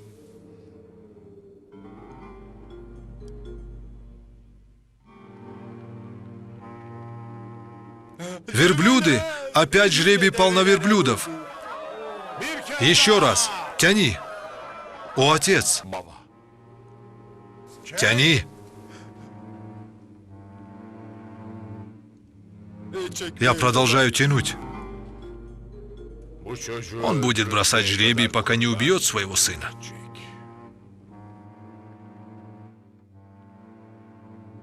göster. Покажи нам.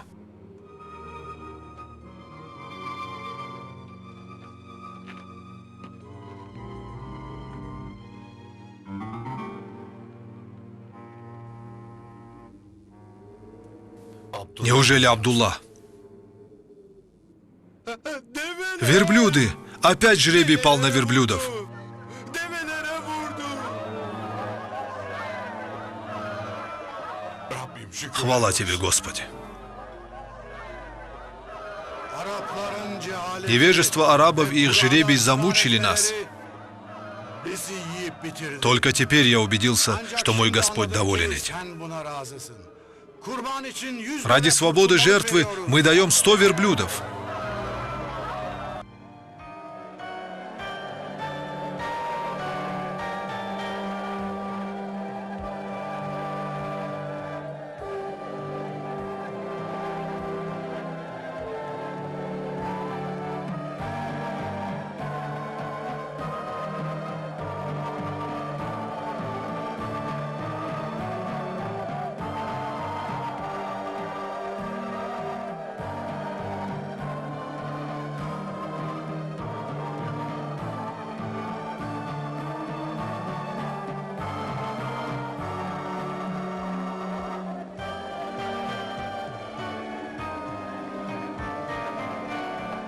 Хвала Господу за то, что Он еще раз подарил мне тебя. И хвала Ему за то, что Он выбрал меня для выполнения обета. Zor bir gündü ama Сегодня был очень трудный день, но конец хороший. И я хочу добавить к этому счастью еще одно. В этот день следует провести торжество. И весь народ Мекки сегодня мои гости. В эту ночь любимые женятся и соединятся. Но, отец, я только что спасся от меча. И очень хорошо.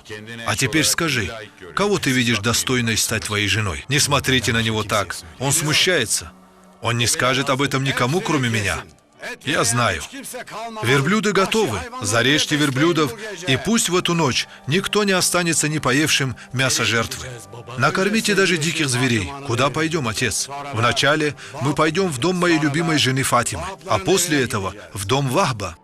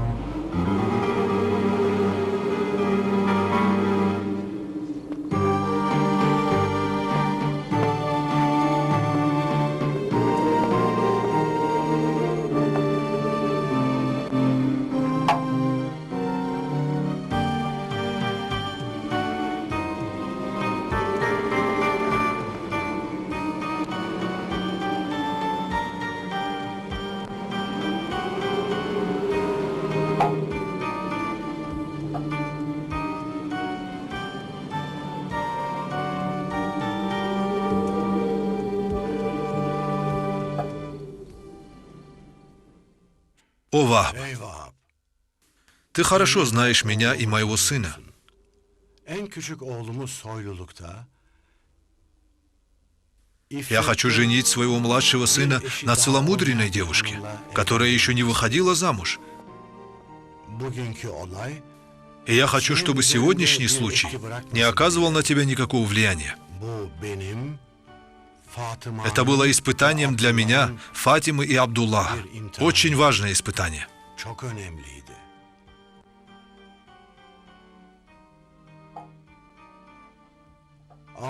Абдуллах не богат.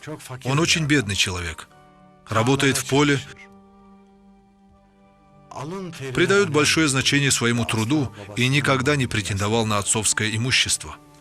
Теперь скажи мне, выдашь ли ты свою дочь за него? söyle bana. Нет людей, подобных Абдуллаху и тебе, которые являются луной Мекки. Послушай, Абдуль-Муталиб, Bak Abdülmuttalip, я постоянно старался следовать за тобой, и так же поступали мои дочери. Ve benim de dünya malı olarak inan hiçbir şeyim yok. Поверь, что и у меня нет мирского богатства. Единственное богатство, которое я имею в этой жизни, это моя семья и моя дочь, лицо которой еще не видело солнца Хиджаза. Allah hayırlı eylesin. Да облагодетельствует вас Аллах. Ondan şüphemiz yoktur. O Мы не dünyaya сомневаемся в том, что она бесподобна. hedefi olacak. Она будет причиной появления на свет жемчужины, которая осветит весь мир. Если, конечно, даст свое согласие.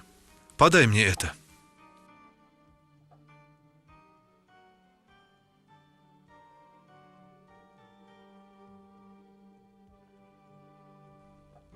Я буду очень благодарен, если вы это примете. Eğer sonsuza kadar minnettar kalırım. Abdullah'ın У Абдуллаха нет ничего из мирского богатства, кроме широкой души и клочка земли, который он обрабатывает ради куска хлеба. Если примете, я буду весьма благодарен. sonsuza kadar size minnettar kalırım.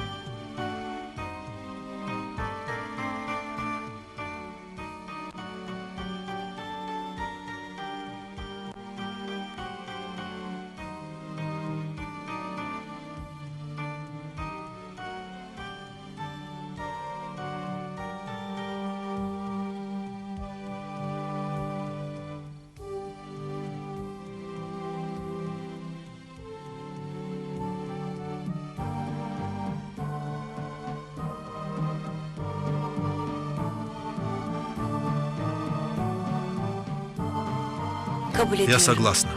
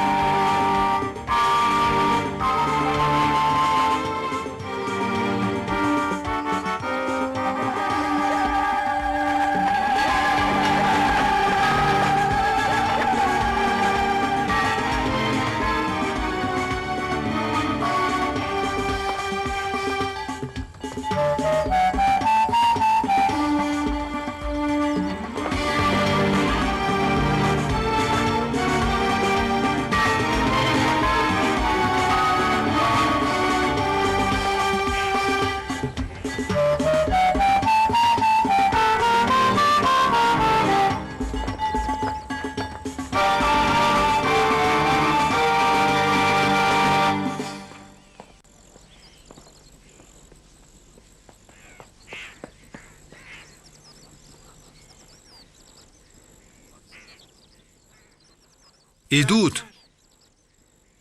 Идут! Идут!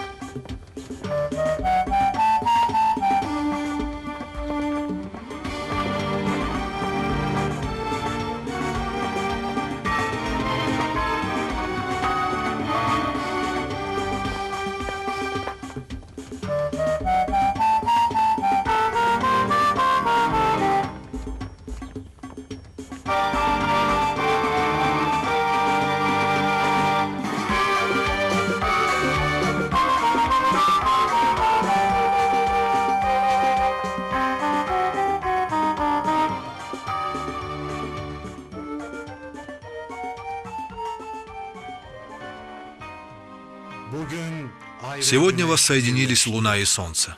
Сверкающая луна и сияющее солнце.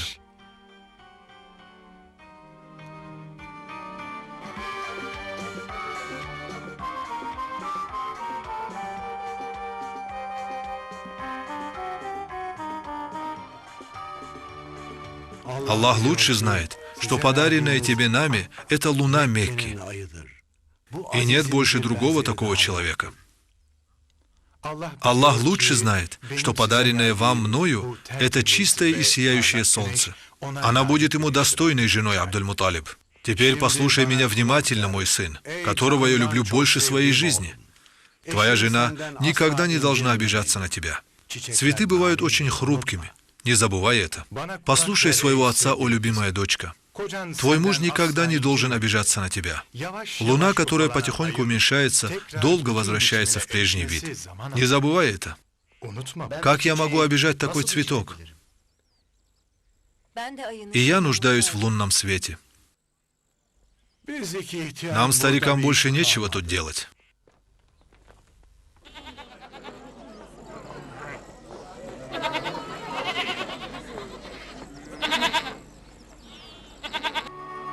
Hazır olun.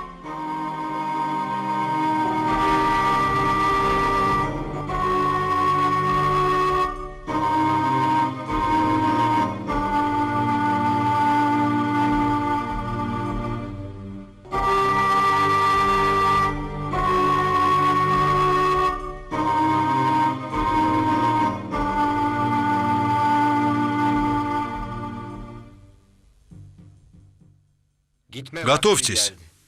Настало время отправки. Поэтому прошу вашего благословения. Да хранит тебя Господь Каабы. Если ты встретишь христианина Шазана, то передай ему от меня приветствие.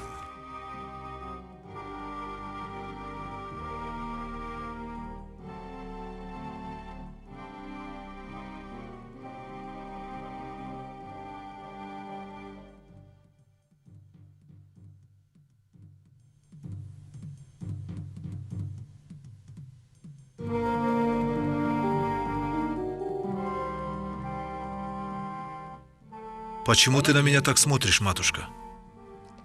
Позволь мне на тебя насмотреться. Я еще вернусь, мама.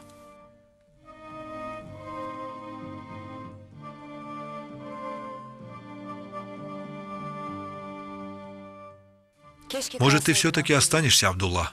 Внутри меня какое-то предчувствие. Послушай, дорогая Амина, беспокойство — это чувство, присущее женщинам. А у молодых невест оно бывает еще сильнее. Если бы на этой земле была вода, то я бы не изменил свое ремесло. Скажи мне, Абдулла, как мне тебя ждать? С терпением? Я тоже буду терпелив.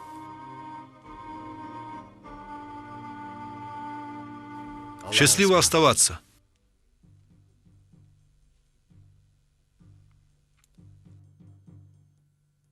Счастливо оставаться, братья.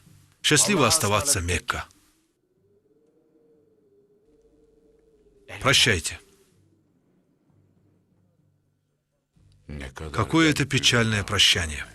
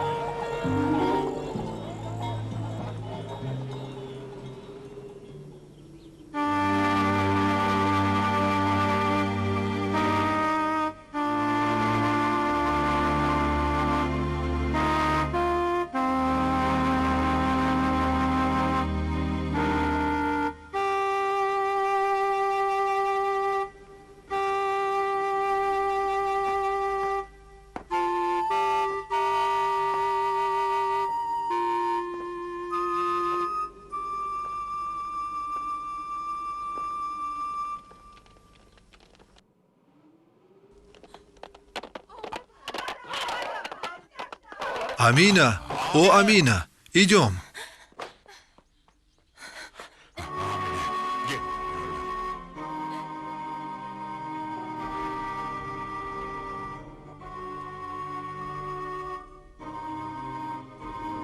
Возвращаются! Они возвращаются!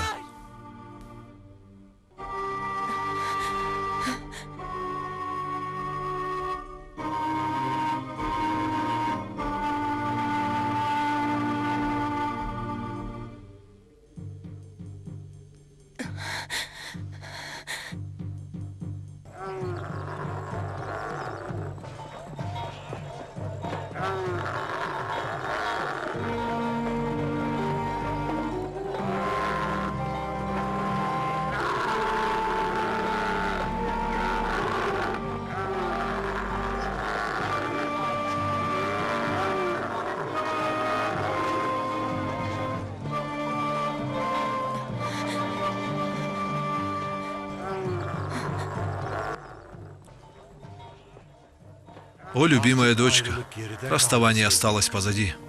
Не знаю, внутри меня какое-то странное чувство. Да будет это к добру.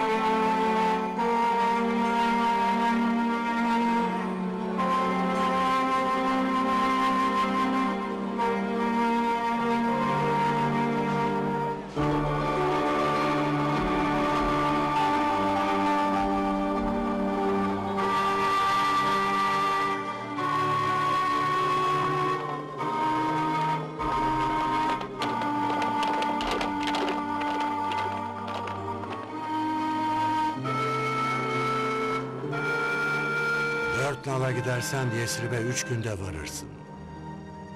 Bu Если genç будешь ve быстро sağlıklı скакать, bir at. то доберешься до Ясриба за 3 дня. Это молодой и здоровый конь. Скачи так, чтобы даже смерть не смогла догнать вашу пыль.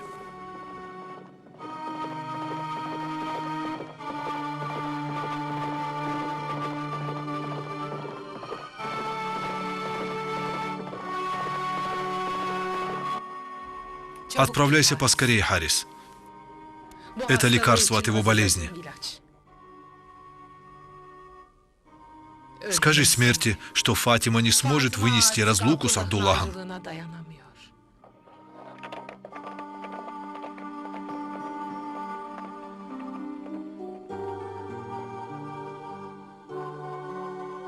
Приведи обратно мою жертву.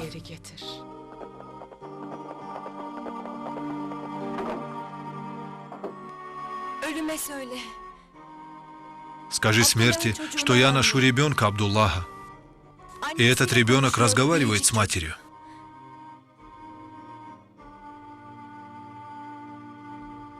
Bu şalı ona ver. Передай этот платок ему и спроси, как назвать ребенка. Bu çocuğun hatırı için. Ради этого ребенка приведи его обратно, Харис.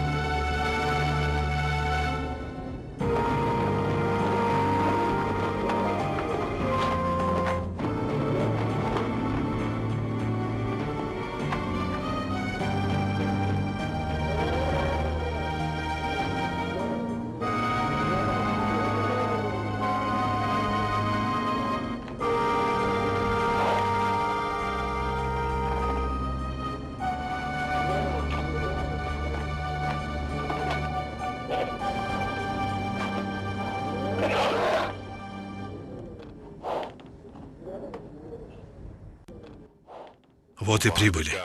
По-моему, это и есть Ясриб. Давай еще немного. Давай, мой смелый.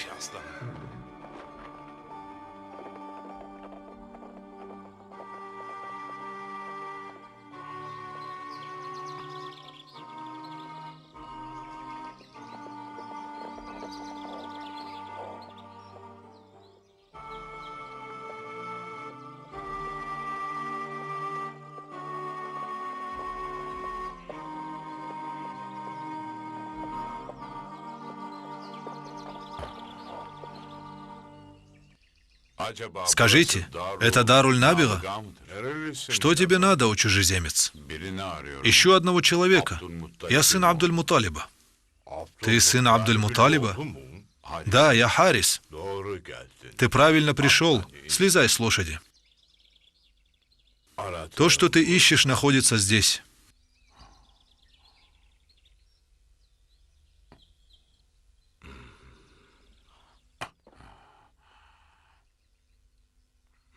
Возьми, выпей. Очень холодная вода. Где он? Он лежит под той пальмой. Отдыхает. Отдыхает, говоришь?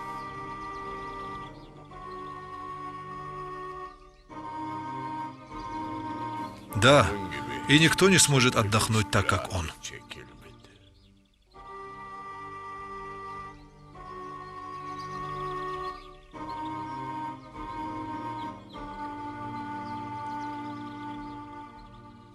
Он ушел с миром и говорил о своей жене и ребенке. У него был ребенок?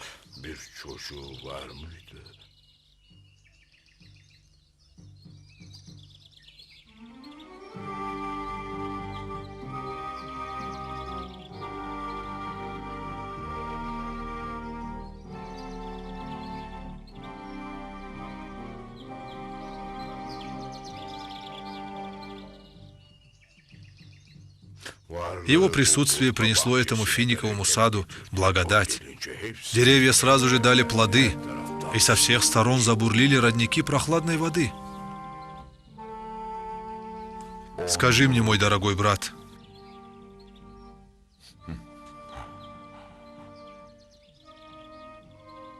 что я теперь скажу отцу, матери, твоей жене? Что я скажу твоему сыну?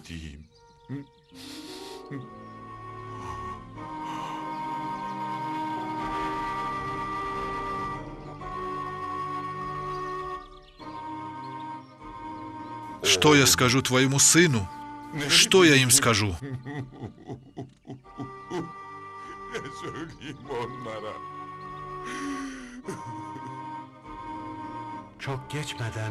Вскоре сын Абдуллаха появился на свет. Обещание Аллаха исполнилось, и имя нашего пророка, господина Мухаммада, да благословит его Аллах и да приветствует, прославилось на весь мир. И да благословит его Аллах в день его рождения, в день смерти и в день его воскрешения.